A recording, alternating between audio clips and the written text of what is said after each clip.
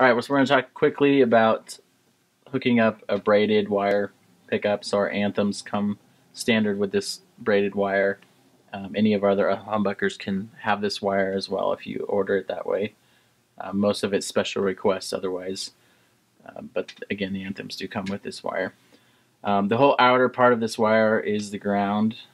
The inner part is pushed back, so you kind of have to lightly push back to get to the hot on the inside. Again, there's a cloth around the inside, so you want to separate these two. If you're installing like a typical Les Paul type wiring, you're going to be doing this kind of technique. Sometimes these will go to a toggle switch.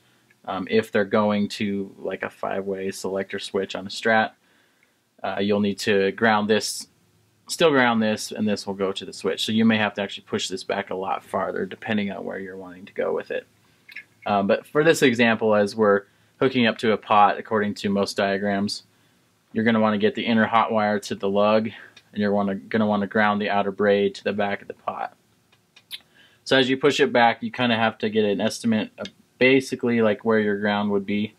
So let's say our ground's going to be kind of in this portion of the pot. What we're going to want to do is pre-solder a section here. So this will just make it go a little faster. We will want to pre-tin the hot lead again. This will just kind of speed things up as we go through. And then we're going to kind of estimate again where that is going to be, and then we'll pre-tin the underside of this as well. So again, we're just trying to make sure we have a good solder joint. We're trying to make sure that the install goes as smoothly as possible and that we're not chasing the wire around as we're trying to get it to stay in one location.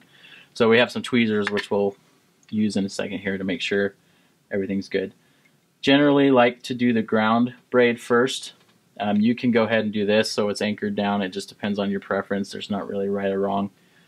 As we've got that in place, we know that we have some on the braid, we have some on the pot. So what we'll do is kind of get the heat of the iron here. We'll add some to the top, and this will flow down. And to keep it down, what we'll do is get our tweezers, keep the pressure on as we get a good solder joint as it melts and meets everything else. Then we know that we're really well grounded. You can take a look at all sides and make sure that it looks nice and clean. And then the last thing that we're going to do is make sure the hot gets grounded to the lug. You want to keep the heat on the lug itself, and that the solder will melt around and fill in the hole.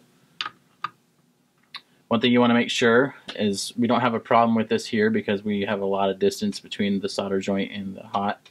You want to make sure that any of these outer braids don't touch the hot wire because that'll obviously short out the pickup.